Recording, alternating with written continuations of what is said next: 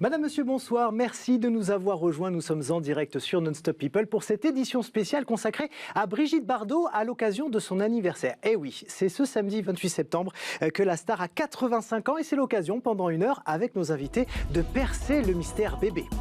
Bonsoir Loïc. Bonsoir Mathilde. Bonsoir à tous. Nous allons effectivement nous demander qui est réellement Brigitte Bardot, pourquoi et comment elle est passée du statut d'icône du cinéma et de la chanson à celui de redoutable activiste pour la cause animale avec ses excès et ses dérapages.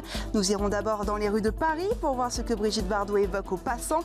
Vous découvrirez ensuite un fan hors du commun qui possède près de 10 000 objets collector relatifs à la star. Et puis nous reviendrons évidemment sur sa carrière artistique, ses amours et ses prises de position controversées. Mais juste avant, il est temps d'accueillir nos invités, à commencer avec Emmanuelle Guilcher. Bonsoir. Bonsoir. Vous êtes journaliste, directrice adjointe de l'antenne de France 2 et auteur du livre Simone et Brigitte, deux icônes à la française. C'est aux éditions Larousse. Donc Simone pour Simone Signoret et Brigitte pour Brigitte Bardot, évidemment. À vos côtés, Yves Bigot, bonsoir. Bonsoir. Vous êtes directeur général de TV5 Monde, auteur de Brigitte Bardot, la femme la plus belle et la plus scandaleuse du monde. Ça, c'est un titre qui envoie parce qu'effectivement, je crois que tout est résumé là-dedans. Et c'est aux éditions. Comment ? Tout est vrai. Et tout est vrai en plus, on le verra tout à l'heure. C'est aux éditions Don Quichotte. Et petite précision utile, vous êtes tropézien. Donc on parlera sous votre contrôle ce soir, notamment. Je ne suis pas le seul tropézien. Mais oui, justement, un autre tropézien, c'est notre troisième invité ce soir, c'est Michel Goujon. Bonsoir, merci d'être avec nous. Vous êtes l'auteur de différents romans qui se déroulent notamment à Saint-Tropez, donc on l'a dit, et puis du livre La Recluse, le mystère Brigitte Bardot, publié chez Plomb, sur lequel nous allons également nous appuyer au cours de cette émission. Et puis pour finir, accueillons notre journaliste de la rédaction, c'est Inatea Chatal. Bonsoir, merci. On vous retrouvera au cours de cette émission, notamment pour évoquer Brigitte Bardot au cinéma et ses relations avec les hommes. Mais pour commencer, une petite photo, si vous le voulez bien. Vous allez voir, elle a été prise aujourd'hui par Bernard Dormal, qui est le mari de Brigitte Bardot. 2000 colis et lettres reçus depuis 3 jours à la Madrague, dont des courriers venus de Papouasie-Nouvelle-Guinée, des États-Unis, d'Amérique du Sud et du monde entier, en fait. Il y a même une lettre, figurez-vous, d'un frère capucin qui est né la même année que Brigitte Bardot. Donc vous voyez que les lettres affluent du monde entier pour l'anniversaire de la star. Sans compter, Loïc, plusieurs dizaines de bouquets de 85 roses, bien sûr, puisqu'elle a 85 ans, des roses blanches et des cadeaux par centaines. Pour vous donner un ordre d'idée, il y a 5 ans, donc pour ses 80 ans, Brigitte Bardot avait reçu près de 10 000 courriers de fans. Il lui avait fallu 1 mois pour les lire et les ranger. Et mon petit homme dit qu'elle avait été aidée en plus, parce que c'est beaucoup, 10 000. C'est dire quand même toute l'aura que conserve Brigitte Bardot partout dans le monde. 46 ans après le tournage de son dernier film. On va d'ailleurs en parler tout de suite avec nos invités. C'est vrai que chacun de vous, dans votre ouvrage, il y a à la fois une sorte de fascination, une sorte de respect, et puis une sorte de nostalgie aussi par rapport à Brigitte Bardot. Qu'est-ce qu'elle représente pour chacun de vous ? Peut-être commencer avec vous, Emmanuelle. Je pense qu'elle appartient déjà à une époque dont tout le monde a la nostalgie. C'est celle où le cinéma était flamboyant, où on pouvait effectivement devenir une star et effectivement prendre une place dans la société qu'elle a prise. Elle est totalement unique. Donc vous parliez tout à l'heure de mystère. Je ne sais pas s'il y a un mystère. En tout cas, c'est ce qui est évident, c'est qu'elle est exceptionnelle. Vadim avait coutume de dire qu'elle était une extraterrestre. Je pense qu'on sera tous d'accord pour lui reconnaître cette singularité, cette unicité. Il n'y en a pas eu deux, il n'y aura pas deux Brigitte Bardot. D'ailleurs, elle dit souvent « Je suis fière d'avoir été Brigitte Bardot ». Yves Bigot, qu'est-ce qu'elle représente pour vous ? Pour moi, c'est l'habitante de la Madrague que je voyais avec son panier et son cabas passer dans les rues de Saint-Tropez. J'ai appris à nager juste contre le mur de la Madrague. Voilà, pour moi. Après, je pense que pour le monde et les Français, les années Bardot, c'est 1956-1968. Donc il y a Elvis Presley, les Beatles et Bébé. Michel Goujon. Alors, elle fait partie aussi de ma mythologie personnelle d'enfant et d'adolescent, pour les mêmes raisons qu'Yves, puisque je vivais à Saint-Tropez, et donc je l'apercevais, je dirais, quand j'étais au collège, en surplomb de la place des Lys, arrivant avec son cabas pour faire ses courses le mardi matin et le samedi matin. Vous ressentiez quoi à ce moment-là ? Qu'est-ce que vous ressentiez à ce moment-là quand vous voyez cette icône ? Enfant, une grande fascination, parce que c'était un mythe. Adolescent, Oui, il y a une petite érotisation, c'est ça que vous voulez dire? Une grande érotisation, beaucoup, elle a été le fantasme de millions de Français, il faut l'avouer. Beaucoup de fantasmes. Bien sûr. Pas que de Français. Hein. Non, mais c'est vrai. C'est justement, la vérité, c'est que c'est la seule star française planétaire. Un peu plus tôt dans cet après-midi, nous avons joint la journaliste d'Europe 1, Wendy Bouchard, qui est très proche de Brigitte Bardot. On lui a demandé, tout comme à vous ce soir, comment elle définissait son amie. Écoutez. Elle a un esprit très français, Brigitte Bardot, élevée dans la tradition gaulliste, républicaine, avec des envolées politiques ou extra-politiques qui ont pu choquer, mais je pense qu'on sent qu'au fond d'elle, elle aime quand même profondément les gens, même si les prises d'opposition ont pu être très contestées. Et ça, moi, je ne parle pas de politique avec elle, c'est des choses qui ne nous réunissent pas et ça ne m'intéresse pas, à vrai dire. Mais je pense que en fait, tout la précède. Sa notoriété, sa force, son rayonnement international. Elle est très sensible, Brigitte Bardot, très sensible aux causes les plus vulnérables. Elle s'occupe, sans le dire, des personnes âgées, des enfants qui souffrent à l'autre bout du monde. Elle donne beaucoup à ces associations-là. Donc, quand on dit qu'elle ne s'occupe que des animaux, c'est un peu faussé, justement, sa générosité ou son humanité. Ce qui est intéressant aussi, c'est qu'elle n'est pas du tout coupée du monde. Alors, certes, elle est un peu retranchée. On la voit très rarement. Elle vient très peu maintenant à Paris. Elle se fait assez discrète, mais quand elle parle, elle cause dur. Et pour autant, elle n'est pas du tout coupée du monde. Elle lit toute la presse, elle est au cœur de l'information, donc rien ne lui échappe vraiment. Et ça, je trouve que c'est intéressant parce que ça fait d'elle quelqu'un qui est, malgré ses coups d'éclat, toujours dans le temps et qui sait comment vivre aussi ses conflits. Tous nos invités ont acquiescé pendant cette interview, donc il y a un certain nombre de vérités qui ont déjà été dites par Wendy Bouchard. On va maintenant écouter les Parisiens, puisque notre journaliste Célia Barotte est allée les rencontrer dans la rue pour leur demander qui était et ce qu'était Brigitte Bardot pour eux. Brigitte Bardot, je pense à toutes ses qualités artistiques, sa personnalité, sa personne. C'est une personne qui nous marque énormément. À la défense des animaux, parce que c'est vraiment une cause qui me tient à cœur aussi. Protection des animaux. C'est une chanteuse d'Harley Davidson. Brigitte Bardot, c'était la plus belle fille du monde des années 60. Pour moi, c'est une personne qui défend les animaux. Ce qu'elle fait pour défendre les animaux. Brigitte Bardot, je pense à Brigitte Bardot. À l'actrice qui était tout à fait parfaite, mais pas pour les animaux, elle en fait beaucoup trop. Et elle nous fatigue. À la protection des animaux. Magnifique, hein. Voilà, très très très belle. Il n'y a pas eu de femmes comme elle, je crois, après. Hein. Une icône de sexualité, de charme, de glamour. Donc c'est un peu ça, c'est la Brigitte Bardot que je retiens à la tête. À la protection des animaux. C'est la chanteuse de la Madrague, Coquillages et crustacés, donc un peu l'icône blonde des années 50 qui est aussi symbole de la libéralisation de la sexualité.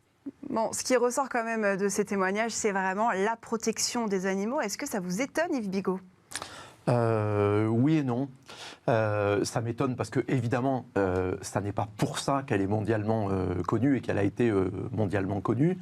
Après, je pense qu'elle a en réalité peut-être, et alors on peut s'en réjouir pour la partie défense des animaux, peut-être moins pour l'autre partie, mais elle est peut-être beaucoup plus précursiste parce que en fait, vous avez été très gentil parce qu'il y a plein de gens qui ont dû vous dire que c'était aussi une vieille toquée ou qu'elle était. C'est son anniversaire quand même. Hein. Voilà, on est tous sympas. Et qu'elle était d'extrême droite. On y reviendra en deuxième partie de l'émission là-dessus. Elle est peut-être effectivement à l'avant-garde d'un grand virage de la France vers la droite et par ailleurs de la défense des droits des animaux dont on voit bien qu'on se moquait d'elle quand elle a commencé avec les bébés phoques, etc. On disait mais voilà, elle est dingue, qu'est-ce qui lui a pris, Coluche s'en moquait régulièrement dans ses sketchs. Alors qu'aujourd'hui, on voit bien que c'est la société tout entière avance pour la réalisation.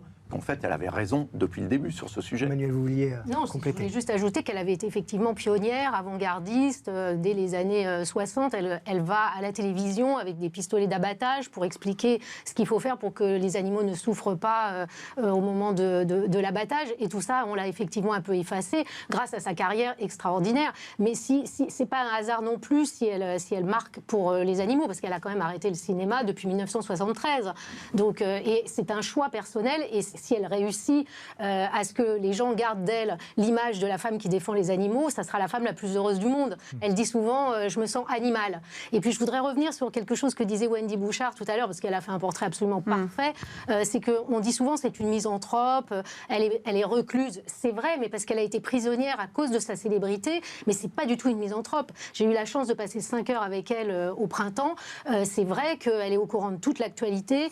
C'est vrai que c'est quelqu'un qui aime les gens, qui aime les gens simples. Bon, il y a un paradoxe, Brigitte Bardot, c'est à la fois Brigitte Bardot, mais c'est en même temps quelqu'un d'extrêmement simple. En quelque sorte, c'est une moniale, c'est quelqu'un qui a trouvé l'apaisement grâce à son combat pour la cause animale. On peut l'approcher assez facilement, Brigitte Bardot ? Ah non, pas du tout, on ne peut pas l'approcher facilement parce qu'elle a ce côté un peu animal sauvage, elle a effectivement peur, c'est quelqu'un qui a été beaucoup trahi parce qu'effectivement, elle avait cette beauté magnifique, on a essayé de l'utiliser, donc je pense qu'elle a une espèce de réserve, c'est quelqu'un d'extrêmement sauvage, donc il faut gagner sa confiance. Mais vous le disiez tout à l'heure, il y a une perception de Brigitte Bardot, extrême droite. Voilà, elle a beaucoup de choses à dire. Elle ne les dit pas toujours de façon très, très simple et très gentille. Est-ce que, du coup, elle sait ce qu'on pense d'elle? Vous dites, elle lit l'actualité. Elle s'en fout. Elle sait tout le mal que les gens pensent d'elle aujourd'hui. Elle se fiche complètement de son image. Ce n'est pas du tout son problème. C'est le problème des médias et éventuellement des gens. Mais elle n'a que faire de l'image qui commence à se sculpter. Mais ça la touche pas du tout. Y compris pour la postérité. Je crois que fondamentalement, que ce n'est pas une posture, que fondamentalement, ça ne la touche pas. Oui, je suis d'accord. Je pense qu'elle est tellement habituée. C'est-à-dire que c'est quelqu'un qu'on a toujours... les journalistes l'ont maltraitée, parce qu'elle a eu la chance d'être à la fois célèbre, très jeune et très belle. C'était une femme dans un milieu très misogyne. Donc elle a été habituée à cette espèce de haine qu'on lui renvoyait. Et donc son image, ça ne lui importe plus. En tout cas, pour comprendre la Brigitte Bardot d'aujourd'hui, il faut revenir un peu en arrière et comprendre la Brigitte Bardot d'hier. Emmanuel Guilcher, dans votre livre, vous décrivez l'enfance de la star. Elle a passé des moments émotionnellement compliqués. Oui, alors en fait, en même temps, c'est assez paradoxal. Je pense qu'il y avait chez elle une extrême sensibilité qui fait qu'elle les a vécues comme ça. Elle a une famille bourgeoise très sévère, mais dans ces époques-là, on sait qu'il y avait des châtiments corporels, qu'on n'était pas toujours... Dolto n'était pas passé par là. Et bon, elle a une petite sœur, elle est jalouse de la petite sœur. Donc tout ça est assez complexe. Moi, je pense que c'est quand même très lié à son extrême sensibilité. En revanche, c'est vrai qu'il y a un événement que tout le monde connaît parce qu'il a été raconté par la plupart des biographes où les deux petites filles font une bêtise, elles cassent un objet de valeur et les parents, un vase, et les parents en rentrant, évidemment le père bat les enfants et ensuite on leur demande de ne plus jamais les tutoyer, que ce sont des étrangères dans la famille et qu'elles devront dire vous. Alors évidemment ramené aujourd'hui à 2019, c'est complètement incompréhensible. Incompréhensible et extrêmement choquant. Et Brigitte Bardot en a été effectivement très traumatisée. Je pense que c'est quelque chose qui a été... Elle s'est construite avec ça. Voilà. Est-ce que cette enfance, justement, à fleur de peau, explique un petit peu ce qu'elle est devenue aujourd'hui? Alors, c'est ce que je pense, et c'est le parti pris de ma biographie.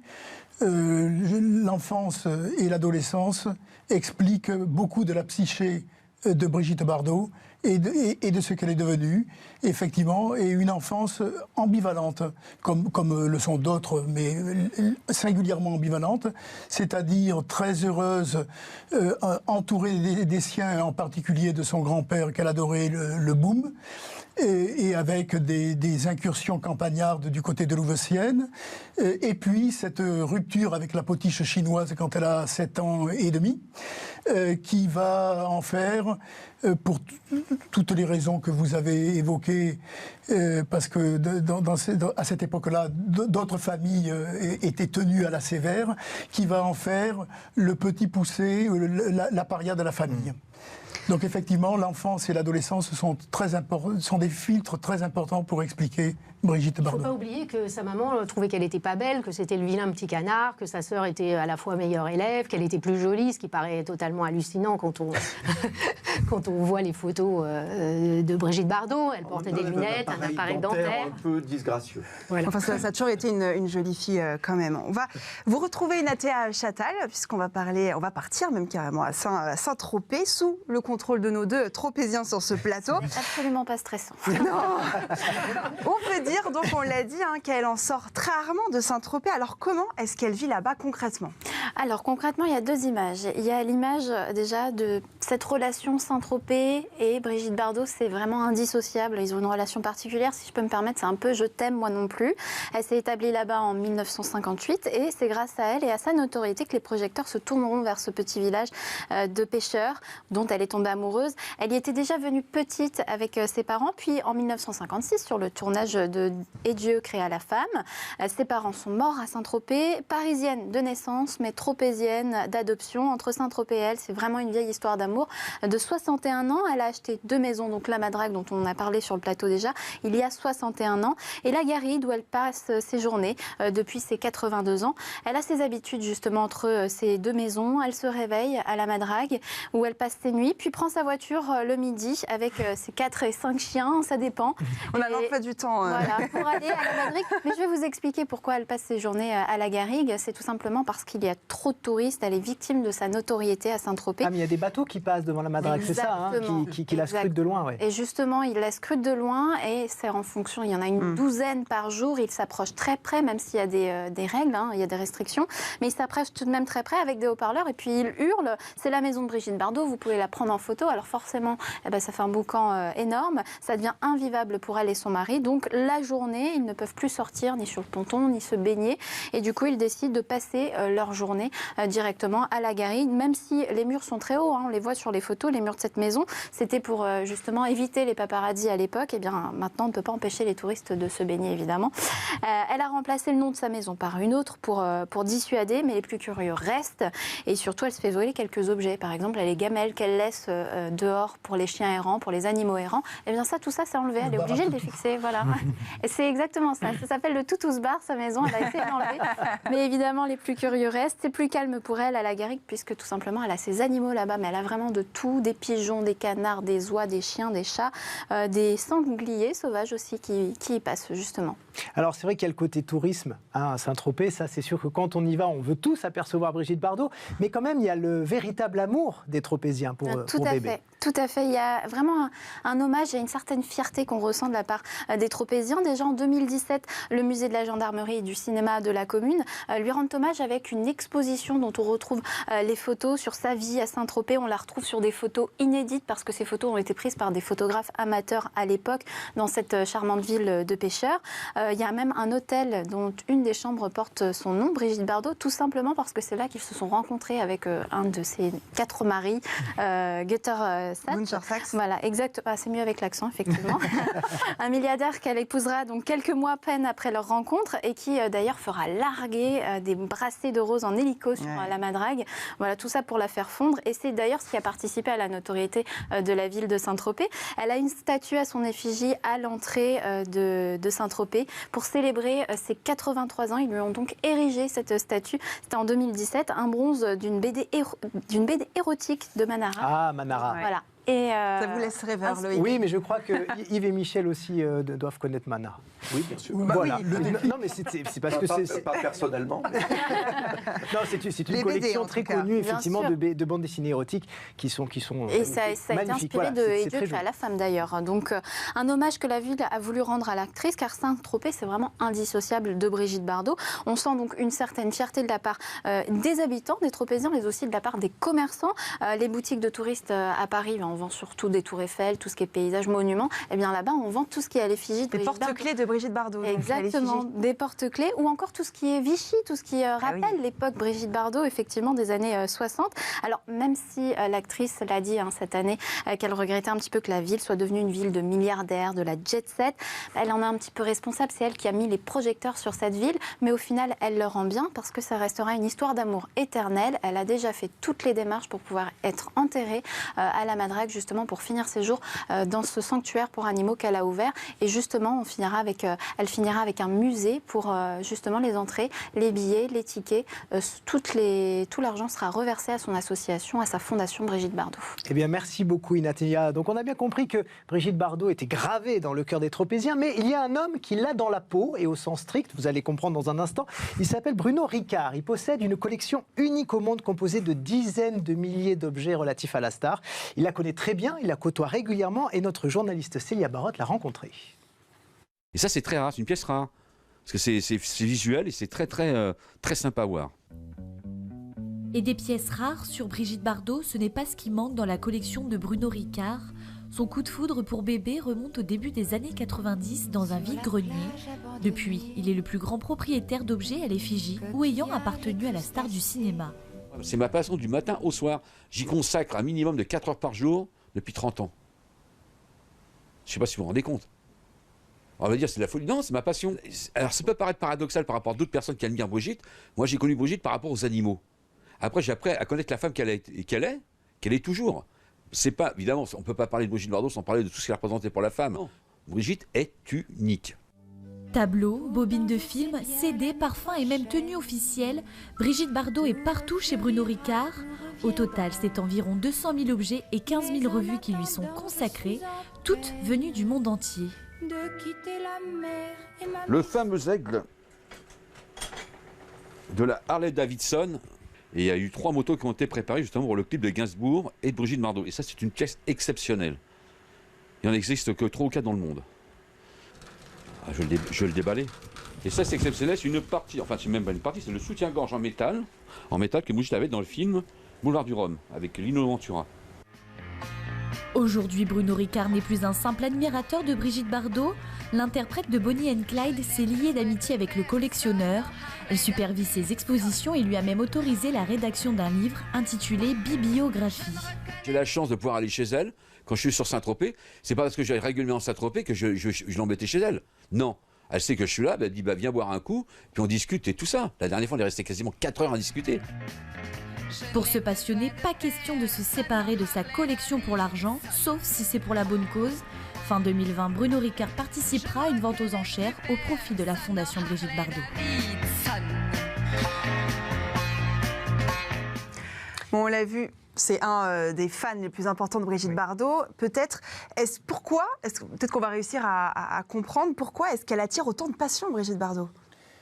Parce qu'elle a quelque chose en plus, quelque chose de mystérieux, qui relève de l'aura, au-delà de sa beauté physique, quelque chose d'irréductiblement inexpliqué, qu'avaient bien cerné des gens comme Jean Cocteau, Marguerite Duras, Marguerite Yourcenar et quelques autres. Elle a cela, et elle l'a toujours aujourd'hui.